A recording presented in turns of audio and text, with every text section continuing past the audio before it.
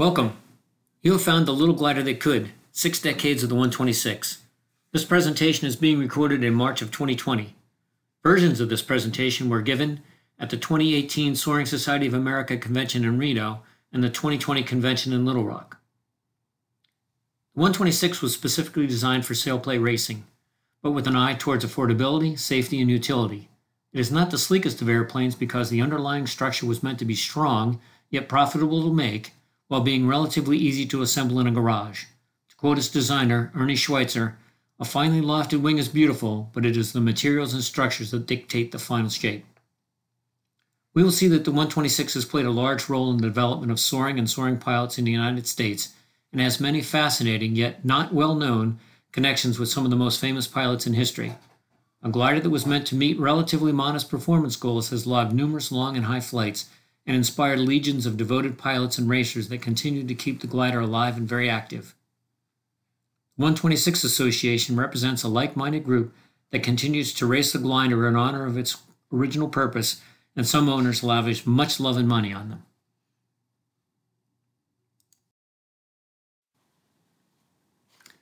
Let me introduce myself. I'm Dan Ernst, and I own and fly serial number 316, which is a B model. By agreement with the Soaring Society of America, 126 gliders use their serial number as their contest number.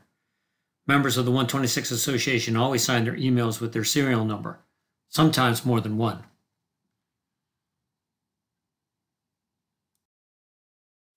Okay, before we start, a little bit of a preamble. And it's a little bit about me, but that's okay because I think I'm like a lot of people in this country that are in soaring today about my age, 67. And I got my first look at soaring in the January 1967 National Geographic magazine. I'd always been aviation oriented and had intended to get a pilot's license as soon as I could, but I really didn't have any idea what a glider was. My personal love affair with the 126 began with a National Geographic magazine article, and especially this illustration. Although I did not know it at the time, the picture shows a 126 on a thermal over the ridge at Elmira and the Chemung Valley. The single-seat glider looks sleek and capable. What really captured my imagination, though, was the hawk sharing the thermal with the glider. Glider pilots know that there's nothing like the experience of soaring with a bird.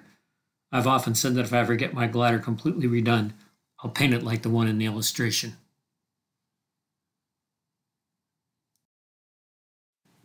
The 1967 National Geographic article was a great bit of positive publicity for the sport of soaring.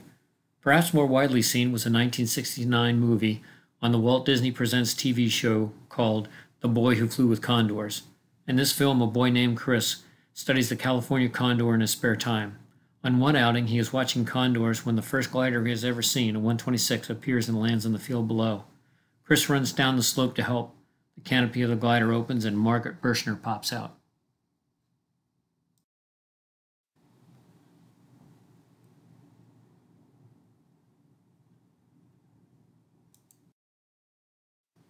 Margaret asks Chris to be her landing witness for her Silver Sea distance flight.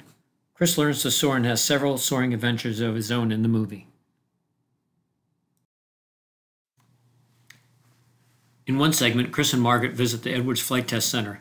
They see the X-15, the M2 F1 lifting body, and get an F-104 cockpit tour from X-15 and M2 pilot Milt Thompson. In one scene, we see the M2 being towed into the air by a DC-3 or a C-47 if you prefer. We will see later how that was connected to the 126. The director of the NASA Flight Test Center at the time was famous soaring pilot Paul Bickle, who I'm sure was instrumental in setting up NASA's cooperation with the filmmakers.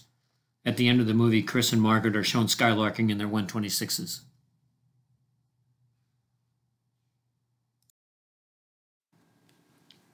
Although not mentioned in the movie, Margaret was the first girl in the United States to solo on her 14th birthday. The Women Soaring Pilots Association has been trying for a number of years to get in touch with Margaret. They believe her married name is Rutherford, and they think she lives in Israel. If you see this, Margaret, and wish to contact the WISPA, their website is shown.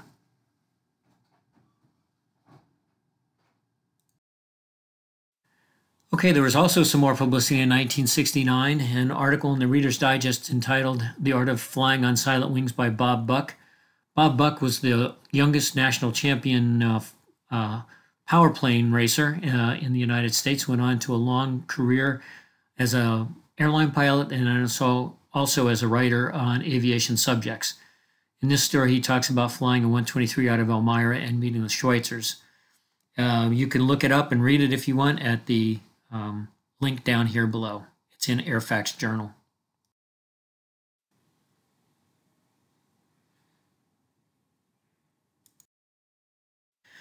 So, with the preamble over, I'll talk a little bit about what I'm going to talk in the main presentation. I'm going to go over the history of the plane.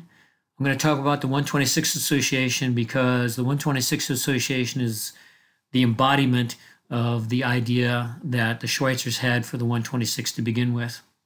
Talk a little bit about cross-country soaring in a 126. Talk about restorations, which is a very important part of 126 ownership and flying. Talk about the factory support, which is very robust, and talk about pilots and accomplishments. And I think in this last, you'll see some people and some names here that might surprise you. Okay, this is Doug Levy flying in his 126, and I put this up here to give you the idea that flying a 126 is fun. At the end of the day, I hope that's what you come away with.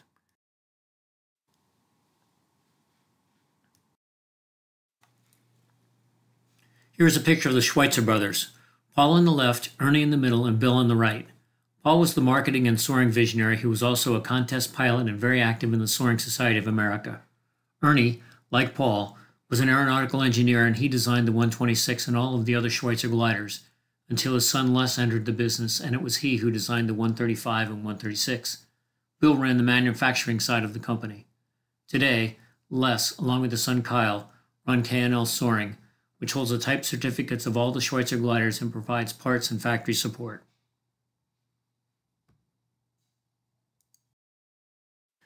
They were influenced by National Geographic themselves in a 1929 article called On the Wings of the Wind. In that article, they saw that there were Germans about the same age as themselves, and they were building gliders and flying them at the German ridge called the Wasserkuppe, and they were greatly inspired to follow their lead.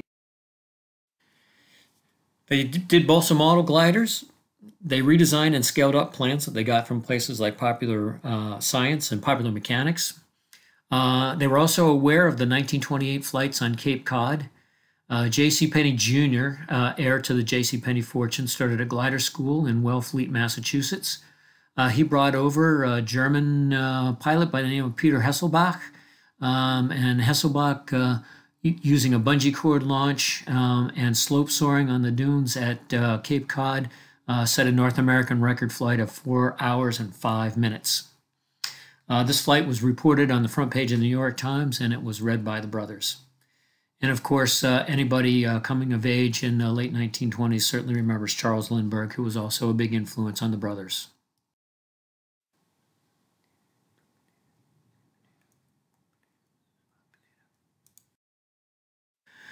Okay, let's talk a little bit about one design's concept because that's integral to the whole idea behind the 126. It's an idea that's existed in the world of sailing for a number of years, maybe even more than a century.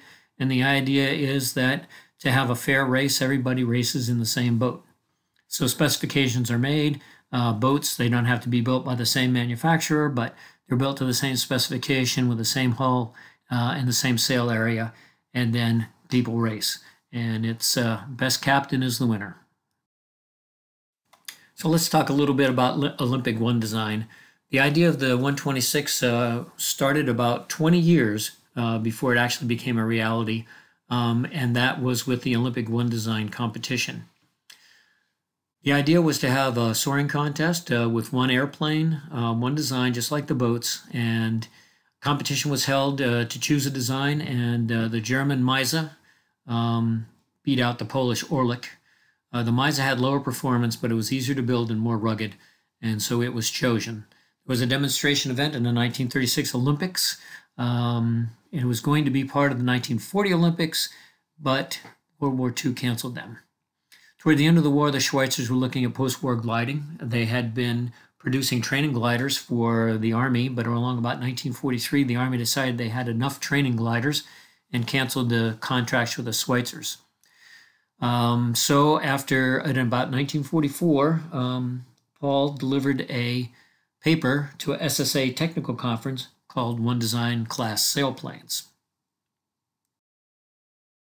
So what is the allure of One Design? Here it is in Paul's own words. The true measure of pilot ability and experience is usually shown in the final standing in a contest. What could be more indicative of this when pilots are flying identical sailplanes with identical performance? One Design competition is the sure test of soaring skill. As I say, times were tough for the Schweitzers after World War II. They were now competing against some of the gliders they themselves built for the Army. A training glider could be had for $1,000 and on the surplus market. So before betting the company, the Schweitzers put out a survey to judge the level of interest. They got an exceptional number of responses which indicated a very strong interest in a gold badge performance glider in a kit form. Why in a kit form? This was because it was difficult for them to make money putting sailplanes together in the standard way. They had the 123 in production and they weren't making very much money on it, so they really needed something so that they could make money and put food on the table. And the idea of a kit was one way that they could get there. So what were some of the broad design goals? So it was a One Design glider after the sailboat designs that we've already said. It had to be low cost. It had to have gold batch performance. And just to refresh your memory, that's a 3,000 meter altitude gain and a 300 kilometer cross-country flight. We'll find that those were both exceeded very, very quickly. Some of the specific design goals. It had to be small and lightweight for ease of construction and storage. It had to be rugged in design and with focus on pilot protection. This was a result of the fact that the Schweitzers went to a national soaring contest at Elmira and arrived just in time to see the aftermath of a glider crash where a glider shed a wing and the pilot was killed. It made a very deep impression on Ernie, and it followed in every airplane that he made ever since that he designed afterward. The airplane needed to be launched any way possible to make it as broadly acceptable as possible, so that will auto tow, winch, or aero tow, and it had to have an ability to soar in light conditions. Okay, some of the features of the kits. Schweitzers wanted to make this as easy as possible on the builder. They wanted to have a good airplane with reliability. They didn't want to have a lot of jigs. They had those in the factory, and they wanted to simplify production for themselves. They reckoned that assembly would take about 6 months, so it could be built over one summer's off season. Very few people built them in only 6 months, but most people say about a year. The kit was complete, so the builder did not have to go out looking for any of the parts, and everything was controlled by the Schweitzers at that point. It's interesting that the Schweitzer home-built kit is the only standard airworthiness airplane that anybody that I can find remembers. Everything else would be experimental today.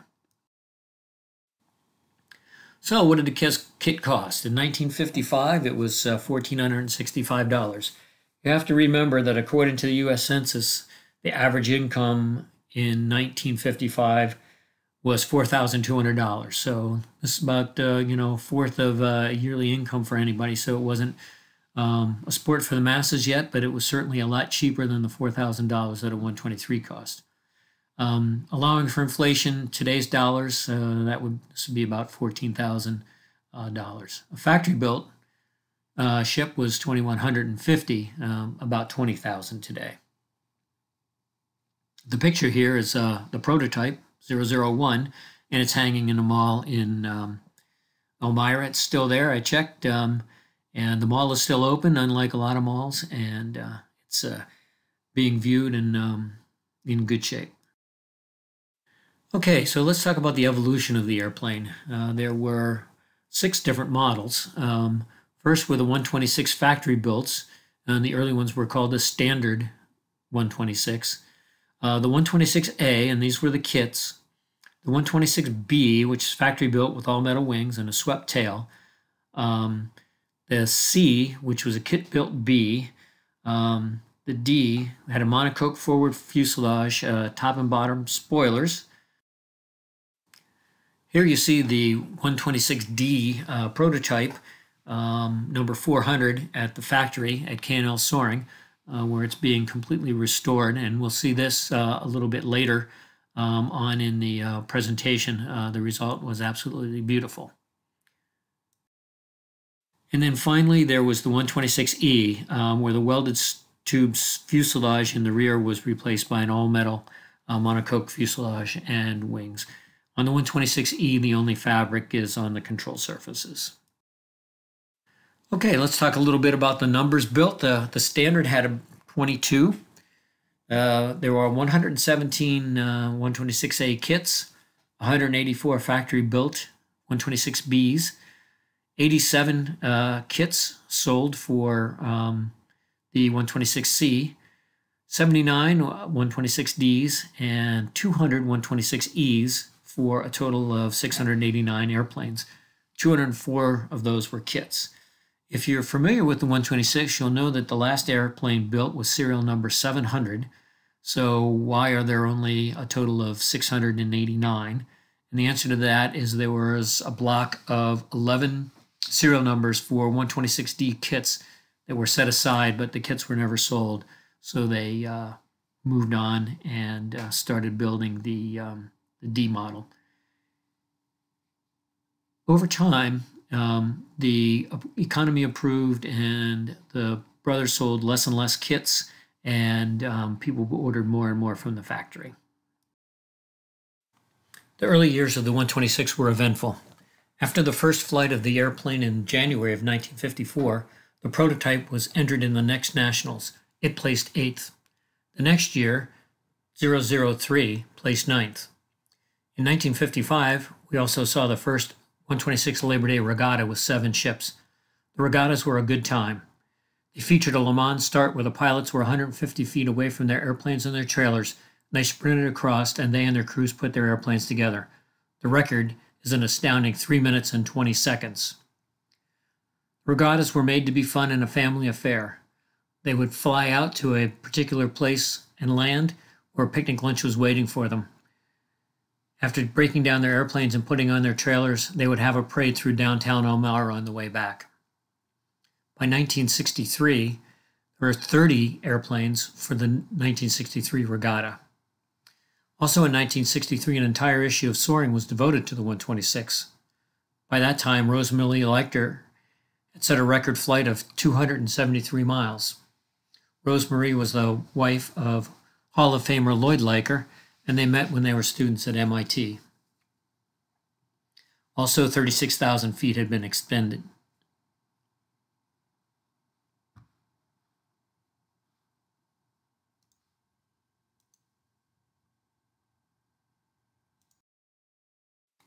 Okay, a little tangent, if I may. I'd like to talk a little bit about some publications. First one out there is Flying with the Schweitzers.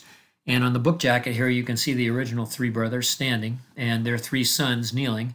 And the first part of the book talks about their early days in the company. And the second part of the book is after they turn control of the company over to their sons.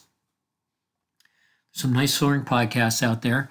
Soaring the Sky podcast interviews Paul, and he talks about the book and some of the stories about the family. Then there's another one called The Thermal. In podcast number 3, Marita Ray, who is a 126 owner and who restored a 126, is interviewed. And then moving back to Soaring in the Sky, Mary Rust, who is the current head of the Women's Soaring Pilots Association, is interviewed on her days, and her early days, and talks extensively about flying the 126.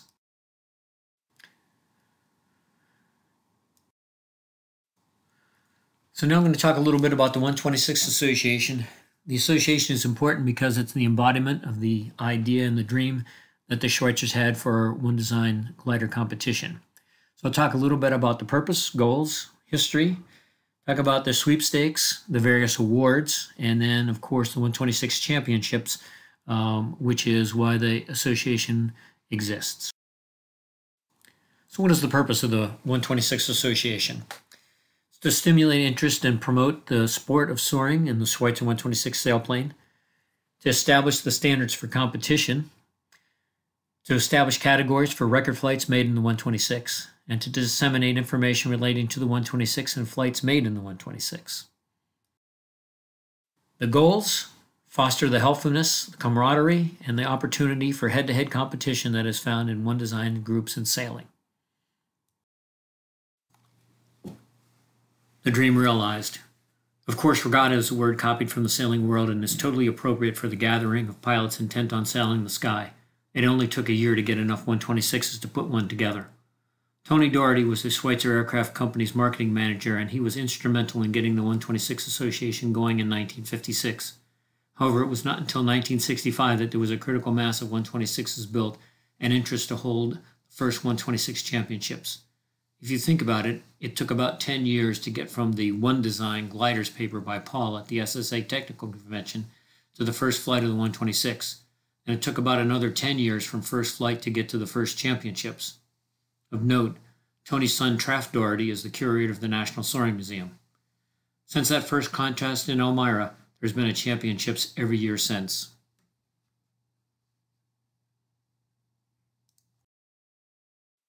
Here's an old-timey picture from a regatta at Harris Hill. So let's talk about the 126 sweepstakes. They're a means to encourage greater numbers and more ambitious of cross-country flights. So people will put in their flight, and people will get rewarded for the longest number of flights, and they can compare and see how well they're doing against their competition. So here are the awards, and I'll talk about each one of them in turn. Regional awards, just about any record you can think of in the 126. If you do something in the 126 and it's of note, we'll gin up a plaque or a certificate for you and make the award. Flights exceeding 400 miles.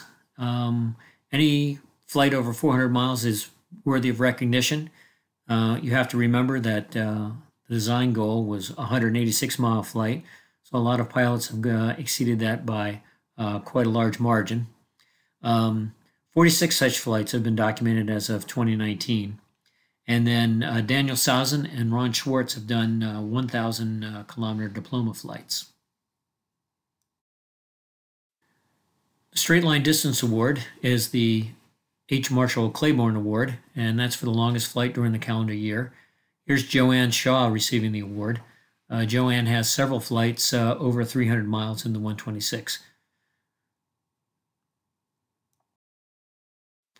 So in addition to the Straight Line Award, we have the Hangman Award, and that's awarded annually to the longest flight in a 126 in accordance with our sweepstake rules, and you can have up to 9 turn points. It's inspired by the many long flights of Doug Hangman Levy. The Paraggio Award can be for an outstanding flight or any other noteworthy contribution that promotes the 126 and provides service to the 126 Association. The 126 Association Ambassador Award is presented to a member who has worked through multiple avenues over many years to promote the 126 Association. Example here is Bill Vakeland, who landed in a horse pasture in Maryland and thrilled 3 boys who were nearby playing basketball. They became his ad hoc ground crew and were thrilled to help disassemble the airplane and see it on its way to the trailer. The most recent recipient of the Ambassador Award is George Powell. We'll hear more about him later. His name is on the Roll of Honor, and he also celebrated his 90th birthday by flying his 126. To the right is Gary Swift, our newsletter editor. So let's talk about the 126 Championships, because the 126 Championships are the whole reason that the airplane exists to begin with.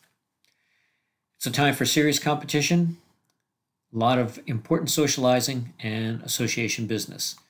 Shown down in the small picture is Phil Jordan, our 126 artist in residence. And here's a picture of 27 126s lined up at Texas Soaring Association.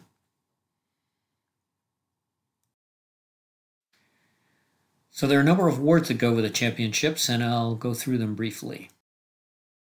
First, the Marion C. Cruce Trophy for the champion.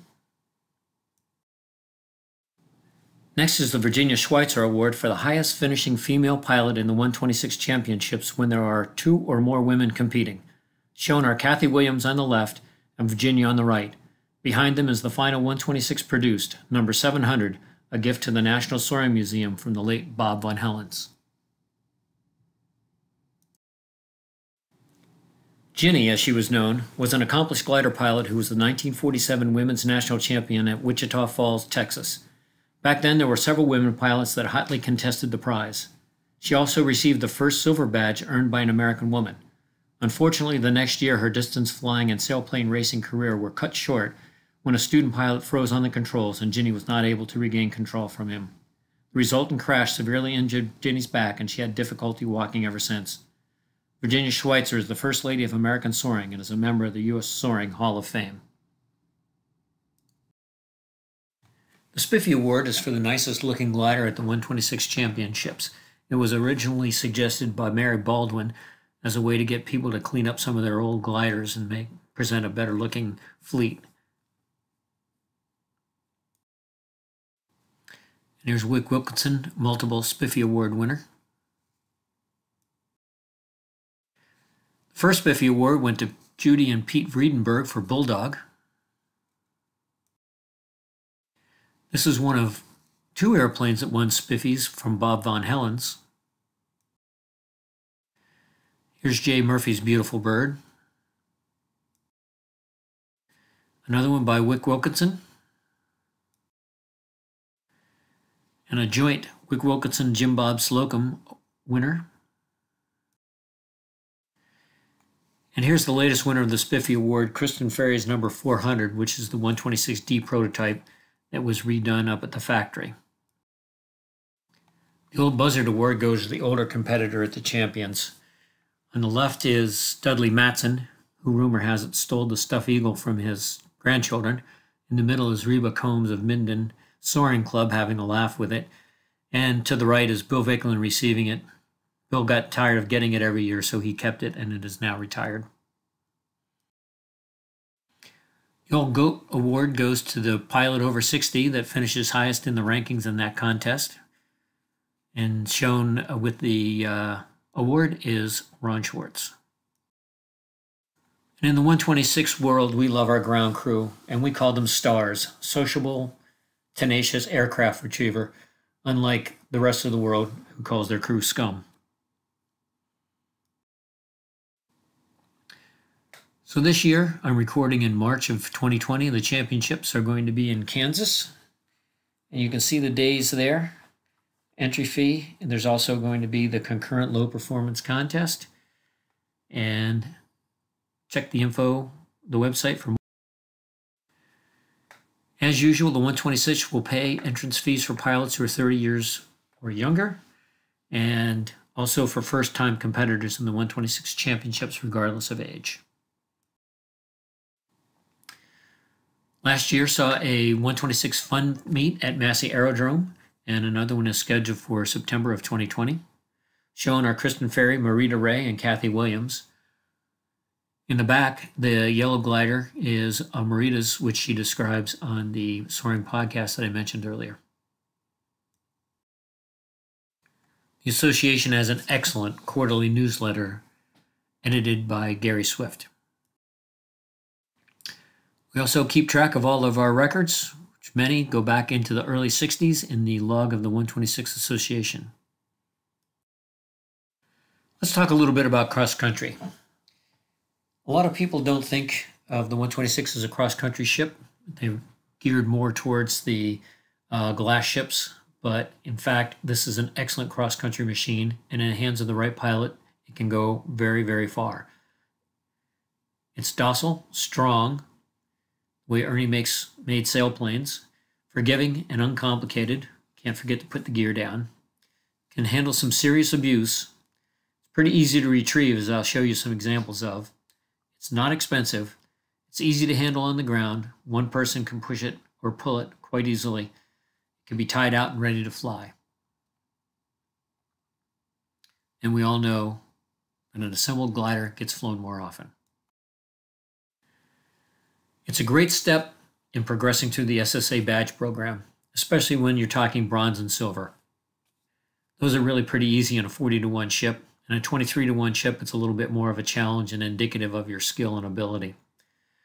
Once mastered, you can put the 126 down in some incredibly small places.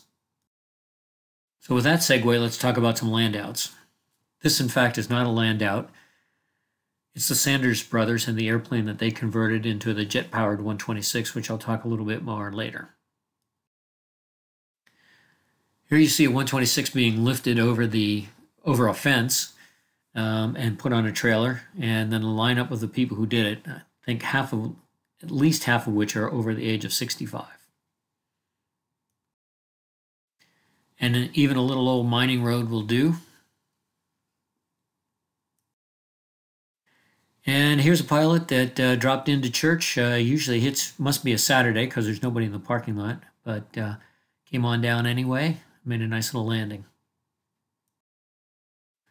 This storefront here is now a Kentucky Fried Chicken in Front Royal, Virginia. Not sure what it was when Bill Vicklin landed there, pretty much in the middle of town. Time Builder. 126 is used extensively in clubs across the country for post-solo time building, and it's excellent for that capability. It's cheap to own and operate, easy and pretty expensive for younger people to be able to afford, and a lot of fun to fly to boot.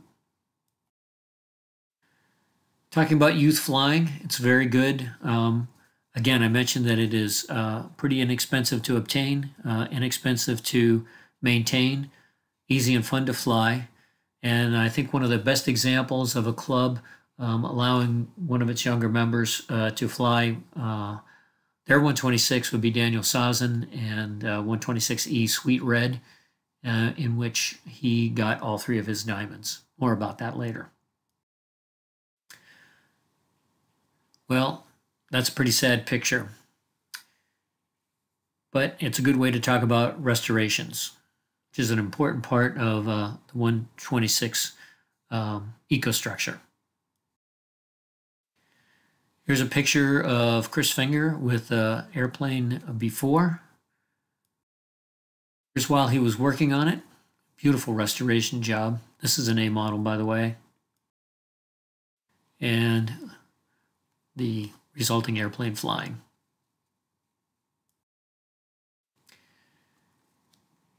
Here's one of the best restorations going right now. The D20 prototype restored by K&L Soaring, owned by Christian Ferry. Beautiful paint job that she kind of crowdsourced the idea for it. Came out beautiful, and nice badge that they applied to the nose. This 126 was formerly owned by Aero Club Albatross in Blairstown, New Jersey, and was the airplane that Daniel Sazin flew to many significant flights. It was subsequently damaged in an outlanding and has been restored by Michelle Conklin, who is a young A&P who works for Textron as an aircraft technician, and Hank Nixon. It's now known as Deep Purple, beautiful looking airplane, and it was the first 126 to do 1,000 kilometers with Daniel at the controls, and it was also his ride for all three of his diamond flights, which he accomplished all on the East Coast and all in a 126. And now for something completely different. This is the Sanders jet-powered 126. The jet engine installation with fuel and engines is a complete drop-in. No changes were made to any of the structure of the airplane. It can be removed and the airplane will become a standard 126 again.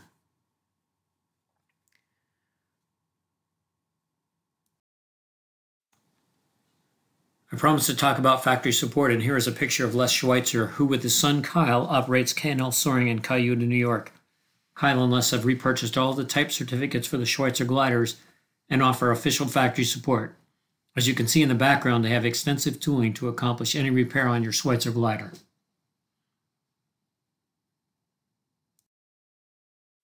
Let's talk about sport canopies. This is something that is totally and completely unique to the 126. I don't think there's any other airplane right now that's able to go from a canopy, regular canopy, to the sport canopy. Here's a beautiful example. Here's some people enjoying their sport canopies, and as you can see by the pictures in the top left and the bottom right, although totally not necessary, helmet and goggles really add to the fun. Some more pictures. As you can see on the top right photo, you can take your choice of having your hair blowing a little bit in the breeze, or in the bottom right you can see a do-rag comes in handy as well. Here's a picture of Dr. Bill Berners, 126, flying over the Shenandoah Valley with his daughter Guinevere. And I'll end this section on sport canopies with the ultimate selfie.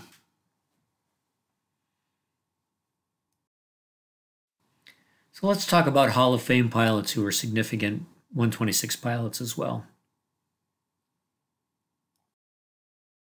First up is Bernie Karras. Bernie was the chief flight instructor at the Schweitzer School in Elmira, and he flew serial number 003 in the 1955 Nationals and finished 9th. Here's a picture of Marshall Claiborne during construction of his 126A. Marshall went on to make many long flights in his 126, and our distance award is named after him. Gotta love the white coveralls, and if you look real closely, in the nose of the airplane, there's a little boy inside holding the stick. Well-known pilot and author Tom Knopf is also a Soaring Hall of Fame pilot and a 126 Roll of Honor pilot, earning all of his diamonds in the 126. Next we have Hank Nixon, who's a Soaring Hall of Famer and also on the 126 Honor Roll. So why do we have a picture of Walter Cannon here? I'll tell the story using Hank's own words. At IVSM in Elmira in 2016, my good friend Walter Cannon flew my 126 serial number 2. Big deal. So what? Drop back to the summer of 1956. Walt was learning to fly gliders at the Schweitzer Soaring School. He was 14 at the time. Walt was the first young person to fly a 126, and it was his first single-seater. Back to 2016 when he flew the same glider 50 years after the first time he flew it. We've asked all over the world and have not found anyone who has duplicated this accomplishment. 002 is still active in our club and is designated as the juniors glider. I literally have no idea how many kids have flown it. That says a lot about the longevity of 002 and of the first junior to fly it. And then we have the somewhat astonishing tale of Rudy Opitz. Rudy learned to fly gliders between the wars in Germany. He was the chief test pilot at ME-163 Comet. 163 was a rocket-powered interceptor that became a glider as soon as the fuel burned out. It had an ugly habit of exploding on contact with the ground due to the hypergolic fuels that were used. Rudy survived that, and here we see him sporting the first of the GoPro installations. Rudy immigrated to the United States and became very active in soaring in this country as an instructor and an examiner. He celebrated his 80th birthday flying Bill Bidasol's 003, the one that Bernie Karras flew in the 1955 Nationals. After surviving the ME-163, Rudy went on to have a full life and passed away at the age of 99. Next up is Jim Payne. If you're not from the soaring world, you may not know that Jim Payne holds the absolute altitude record for a glider set in the Airbus Pearland II, which is a pressurized glider. He's shown here with Morgan Sandercock after he set the record at 76,000 feet. Jim graduated from the U.S. Air Force Academy, where he was a glider instructor cadet. He took up flying in the 126 in 1973, and you can see he did silver distance, altitude, and duration. And then he also won a team trophy in the Rocky Mountain Soaring Contest. It's a picture of Jim in front of his F-4 when he was on active duty with the Air Force. In 1982, Jim bought 126E 643 and set several records for 100 and 200 kilometer triangles. He placed third in the 126 championships held at Cedar Creek Soaring Club that year, and he was the Central Division champion at Dalhart, Texas. Shown here disassembling his airplane with his kids in the foreground. Also in 83, he went to 22,500 feet at California City and then got his diamond altitude at Cal City at 27,600 feet. He also has gold distance and diamond goal out in return from Lone Pine in 126. Bertha Ryan is a pioneering woman in the world of engineering and flight testing. Bertha has a mathematics degree and an aeronautical engineering master's degree from MIT. When she moved west to work for NASA, she ordered a 126 kit to be delivered to California, and she built her ship there. She's shown here before the first flight of her ship. Some may recognize Bertha as the author of the Soaring Memories column in Soaring magazine and the book Soaring Above the Clouds, the story of a glider pilot and test pilot, Einar Ingvoldsen. Bertha worked for Paul Bickle, who was head of flight testing for NASA at Edwards Air Force Base. Paul was a gliding enthusiast and in 1961 set the record altitude of 46,267 feet. That's 14,102 meters. Also active in the Southern California gliding scene was Russ Breedlove, who designed several sailplanes. Russ made the outer shell of the M2F1 lifting body shown in this picture.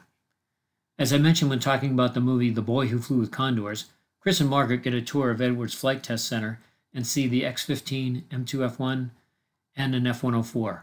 Milt Thompson, X-15 pilot, is their tour guide. In the movie, a DC-3, or C-47 if you prefer, is seen towing the M2 aloft. No one had ever done such a tow before, and Bertha modeled her 126 on tow, and after validating her coefficients by flight testing the 126, she applied them to the lifting body. We all know that the lifting body research led to the space shuttle, so is it too much of a stretch to say that one of the simplest airplanes played a role in the development of the most sophisticated ever? This section I call Low Performance Glider for High Performance Pilots. In addition to the Hall of Fame soaring pilots we've talked about, there are pilots who have flown the most powerful, fastest, highest flying, most sophisticated, and most expensive aircraft known in flight tests, combat, and other demanding environments. This section is about those pilots who know and love the 126 and have achieved great things with it, or just plain love it. The man with the rightest of the right stuff is Neil Armstrong. In addition to being a Navy pilot, flying the X-15, flying on the Gemini and Apollo programs, being the first man to set foot on the moon, Neil was a glider pilot, and he flew the 126 a lot.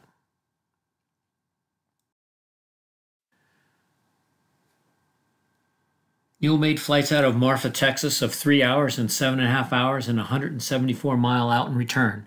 In addition, he earned his silver badge, gold badge, and diamond distance, but not his altitude in the 126.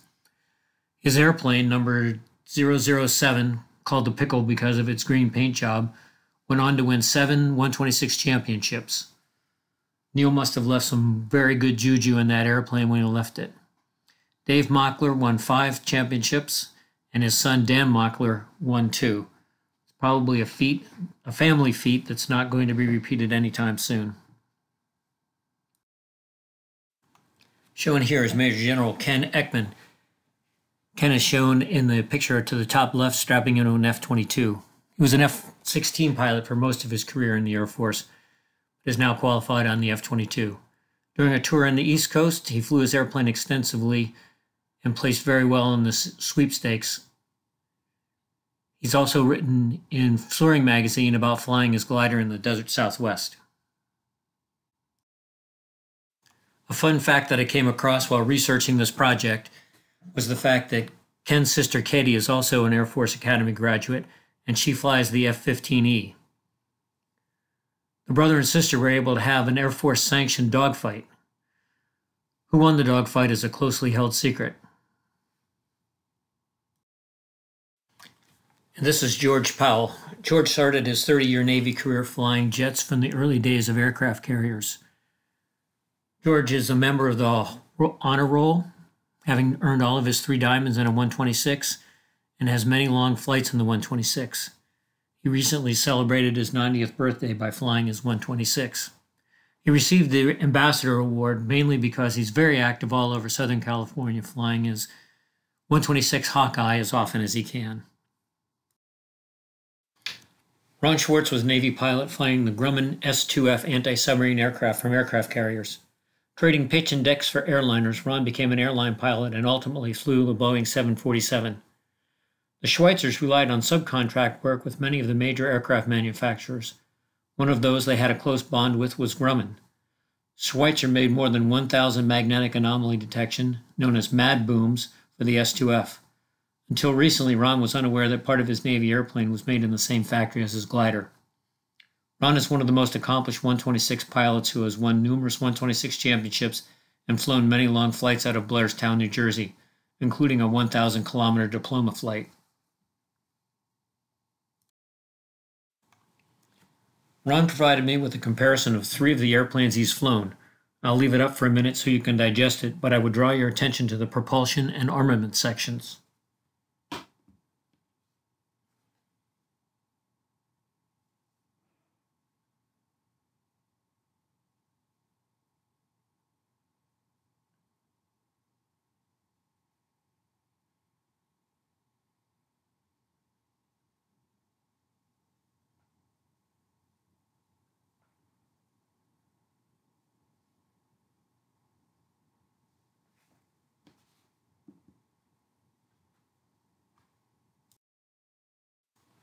Steve Weiland is an Air Force Academy graduate who flew F-16s during his Air Force career. He's now flying jumbos for FedEx. Steve has several 126s and flies them extensively. I'd like to extend my sincere thanks to Steve for many of the very, very high-quality photos he provided for this briefing. Next up, Cal Tax. Cal flew the F-105 in North Vietnam with 78 missions downtown over Hanoi. During his time in the Air Force, he also flew the F-104 and the F-4. After his wartime service, Cal became an airline pilot for Delta and flew for 30 years. He owns a 126A and has participated in several 126 championships. Cal's shown here at Minden, Nevada with his good friend Bob Spielman. The late Bob Spielman was also an F-105 driver in the Air Force with combat time over North Vietnam. Bob was an avid 126 pilot and made many high flights in the Sierra Wave and many long flights in Southern California.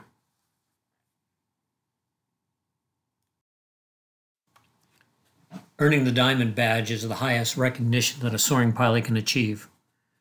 The 126 Roll of Honor recognizes those pilots that have earned all 3 of their diamonds: distance, goal, and altitude in a 126. Pictured on this slide are Charles and Joanne Shaw, the only couple on the list, who both earned their distance and diamond goal in their beloved 196. There are now 40 names on the Roll of Honor, the most recent of which is James Neff, who got his diamond altitude last year in 2019 and received the Paraggio Award for his accomplishment. Of note is Daniel Sazin, who achieved all 3 of his diamonds in the 126, all on the East Coast, I might add, and all before the age of 22. Daniel is now a member of the U.S. Junior National Team. And here's a wonderful little piece of art made from a Schweitzer aircraft company, Rudder Pedal. It was done by Milt Moose, 126 owner, pilot, and restorer. And I'm going to close the presentation with this picture of Bob Collier's 289 outside the funeral home at his memorial service. Bob's son Dave continues the tradition and still flies 289, a fitting tribute to a great 126 pilot. So that's the end of The Little Glider That Could, 6 decades of the 126. I hope you've enjoyed it.